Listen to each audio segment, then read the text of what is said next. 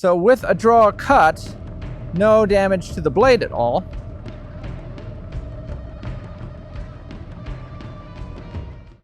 Hello everyone, it is once again time to visit this beautiful sword that everyone has been patiently waiting for. This is the Wavy sword. So this is a sword made by Lutel.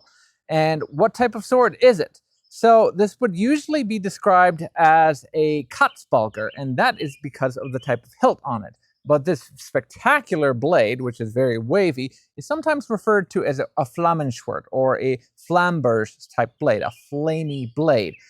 You can look at the previous video that we did on this, talking about wavy blades or Flamberge, as to why it's a little difficult to call this any one specific term, because there are many different types of wavy or serrated or undulating blades.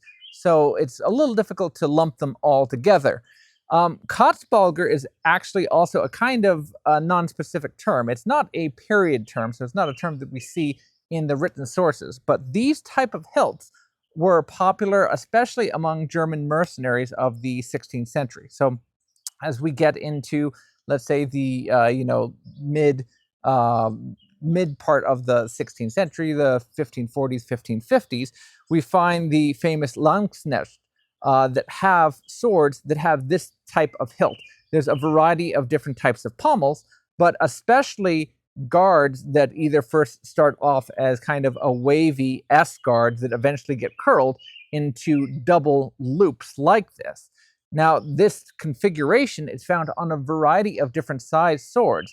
So many so-called Katzbalger are quite short. So they're a intentionally short sidearm that is meant to be the kind of backup weapon, somewhere in between the size of an arming sword and an actual small dagger.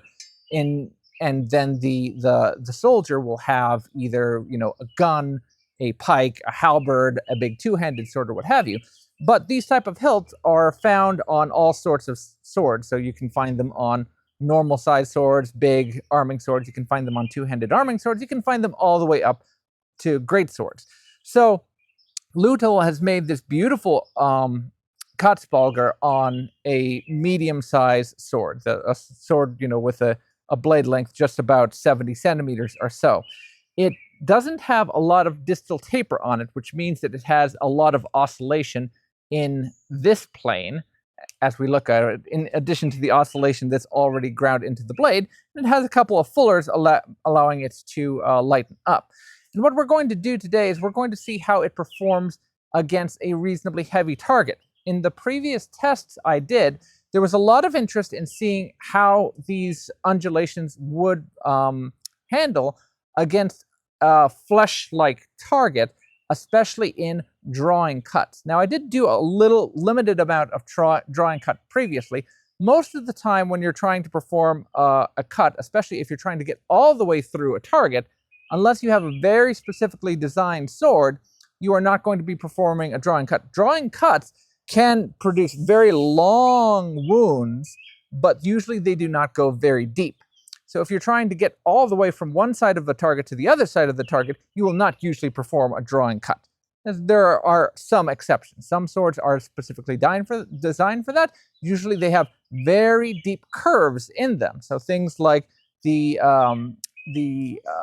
Persian Shamshir, the Indian Tulwar, they are often designed to be able to deliver either pushing cuts or backwards pulling draw cuts. And the big curve of the blade acts like a cam and allows you to continue to slice through further and further into the tissue as you're performing that action. You can perform drawing and pulling cuts with a straight sword, but it's much more difficult to do, and usually, again, the cuts are much more shallow than if you're just coming in through a standard slicing action. So today we're going to be going up against a reasonably harder target, a more difficult target. It's one that will have a hard core in the middle, but before we try and cut the target all the way in two, we will start by doing a standard draw cut and see what, if any, sort of effect it has on the flesh of the target.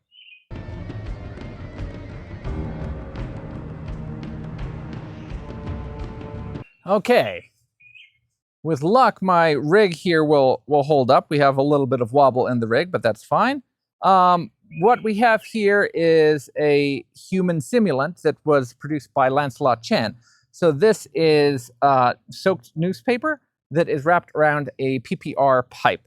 This is closer to simulating what a human limb would be like. So this is the equivalent of what he'd say is like an upper arm would simulate.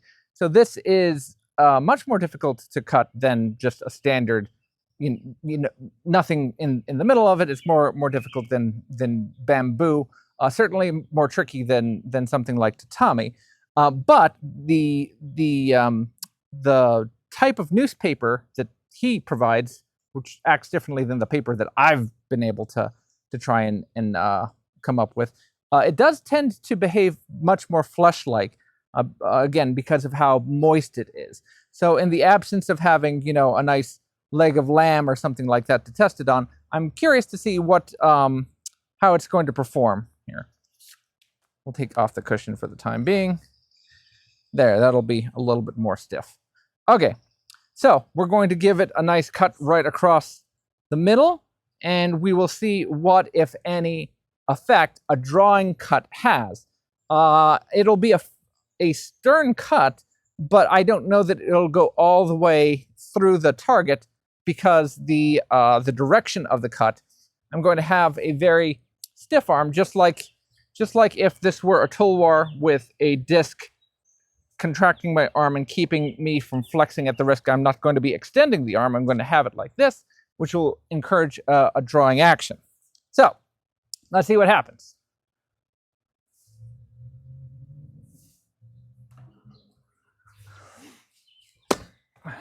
All right.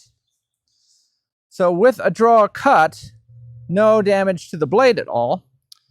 And it wasn't too uneven a wound, but it did cut very deeply into the target. I think that we may have hit the bone there. It's a little hard to tell for sure.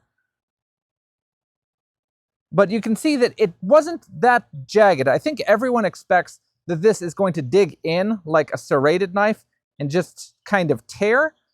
These are all very, very, very sharp. So even if it only makes 1 or 2 points of contact, because this is very similar to flesh, you could think about having 2 very small knives go into your skin and then slide along it. It's just going to open up deep channels along you and provide a long, clean strike. I'll strike a little higher and see if we have the same situation.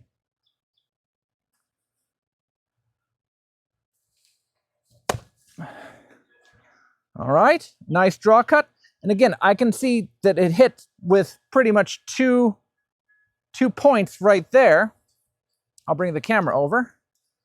So you can see that there's basically like dimples in the newspaper where the initial contact was made, but the sharpness of the edge is still leading it to cut very convincingly through the target.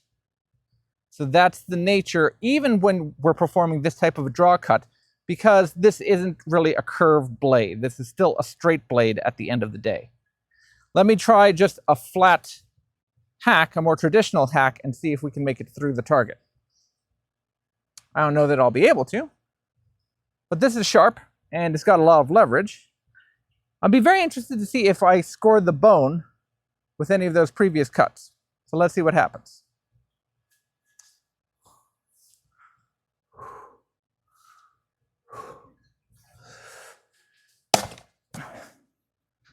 Well, I definitely hit with a lot more force, and I knocked it out of its socket.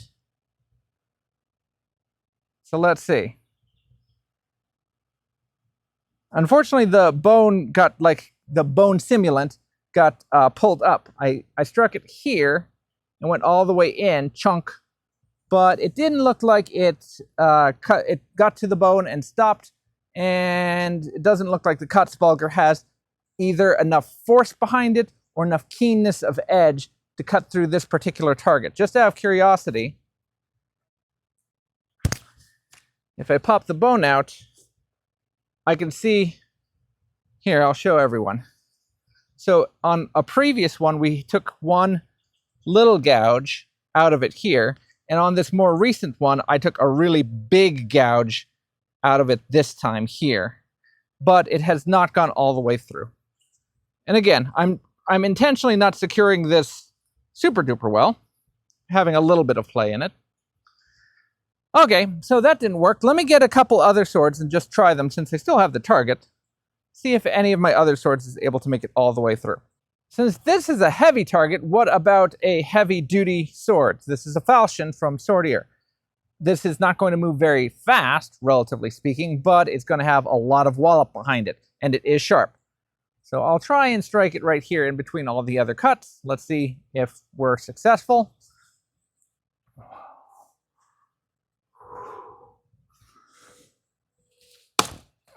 Nope. We cut really, really hard, but was not able to go through in this case. All right. Swordier falchion did not make it through. How about we try the opposite now? Instead of a wide, reasonably heavy sword, this is a long sword with a lot of leverage. This is the a.k.a. Yuan saber. This is heavier than most sabers, so it still has a decent amount of meat at the end, kind of, you know, halfway between a traditional saber and a katana, but it's pretty sharp. So let's see if this has the number to go all the way through.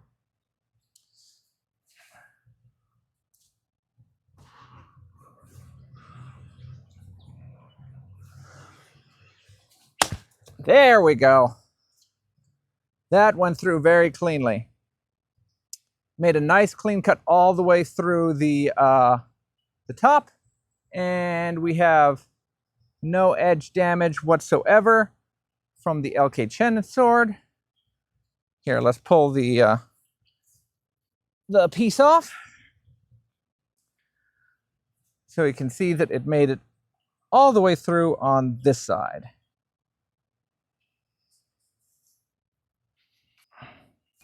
And just because I happen to have it and I want to test it out, here's another type of a.k.a. sword. So this one is significantly, quote-unquote, slower and with less leverage. This is a Ming discard cutting gen, but it has a lot of cutting potential because of the geometry in it and the width at the blade there. So let's see what we have here.